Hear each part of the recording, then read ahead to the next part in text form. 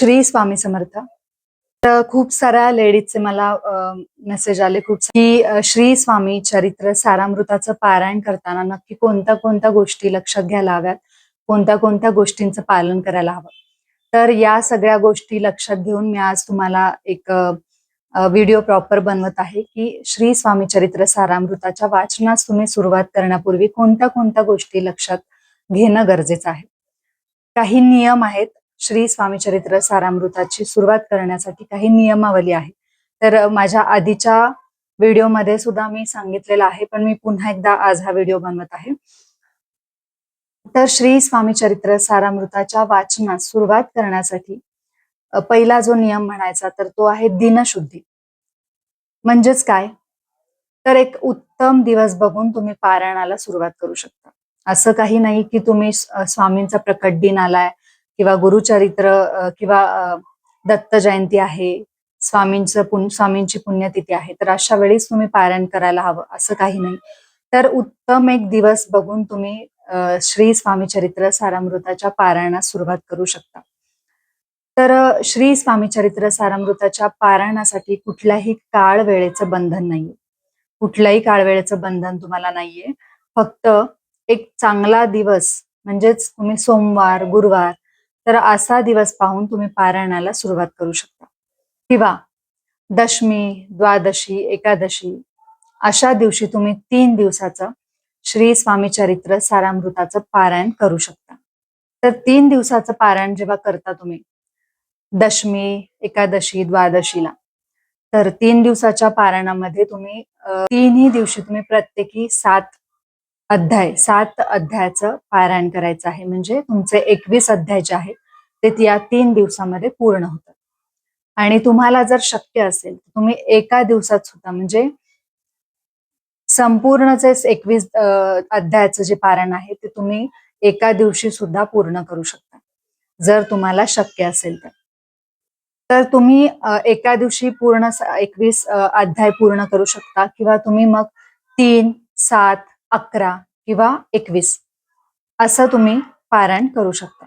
तर शक्यतो सकाळी स्नानानंतर म्हणजे आपण पूर्ण शुचिर्भूत झाल्यानंतर तुम्ही दुपारच्या भोजनापूर्वी तुमचं जे काही पारायण आहे ते तुम्ही पूर्ण करायचं आहे.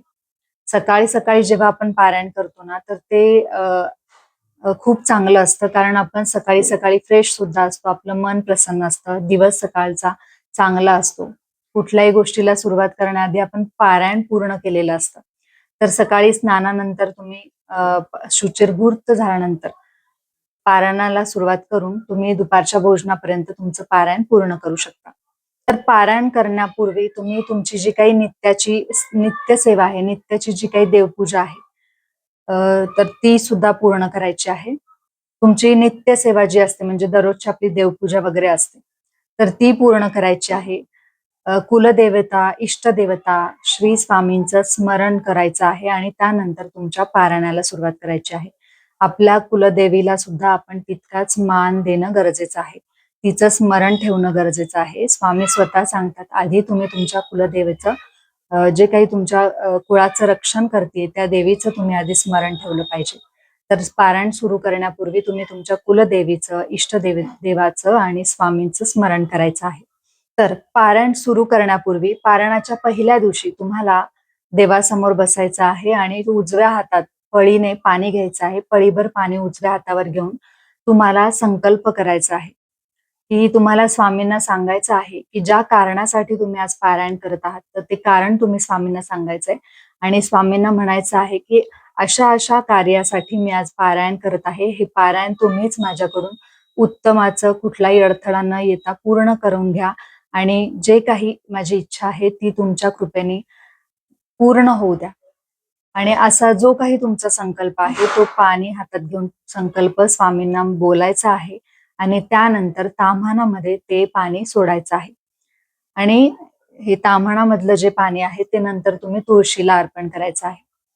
तर आता पारायणाला सुरुवात करण्यापूर्वी तुम्ही जी नित्यसेवा करणार आहात तर समोर जी तुम्ही पूजा मांडणी करणार आहात तर साधी सोपी सरळ पूजा मांडणी करायची. एक चांगला असा चौरंग पुसून घ्यायचा आहे, स्वच्छ पाण्याने पुसून कोरडा करून घ्यायचा आहे. त्याच्यावरती तुम्ही तुमचं जे काही वस्त्र असेल देवाचं ते वस्त्र अंतरायचं आहे स्वच्छ.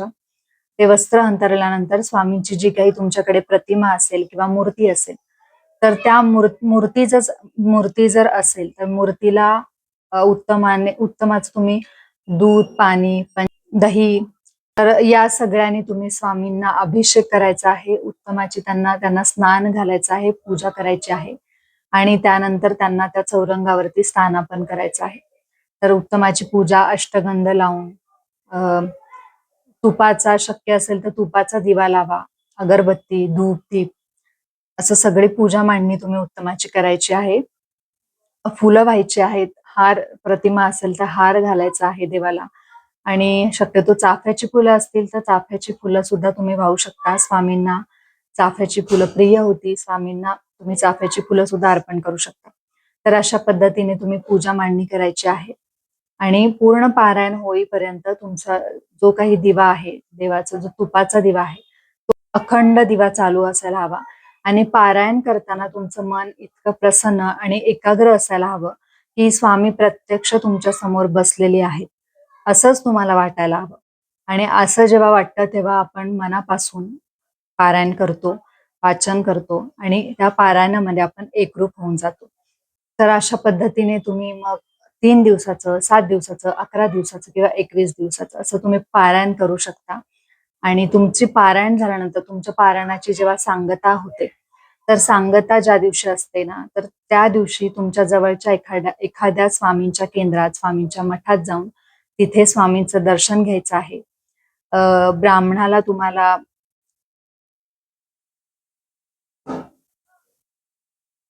दान द्यायचं आहे किंवा गोरगरीब जे असतील किंवा एखादं जोडपं असेल तर त्याला तुम्ही जेवू घालू शकता किंवा लहान मुलं असतील त्यांना जेवू घालू शकता. बाहेर अन्नदान करू शकता, ब्राह्मणाला दान देऊ शकता.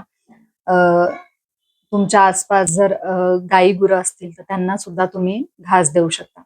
तर अशा पद्धतीने तुम्हाला पारायणाची सांगता करायची आहे.